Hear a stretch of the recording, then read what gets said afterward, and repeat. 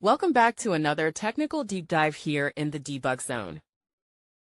Today, we're tackling a big question and breaking it down with insights from other users. Hopefully, this clears up some misconceptions and helps you get the answer you need.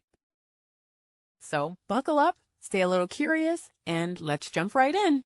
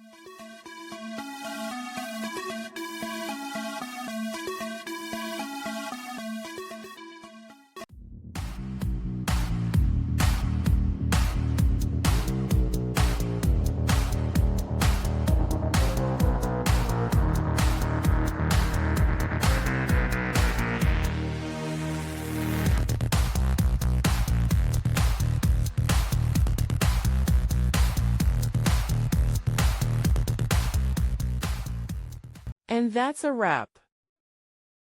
I hope you found the answer you were looking for. If you did, take a second to hit that subscribe button. It really helps out. And let me know in the comments which solution worked best for you.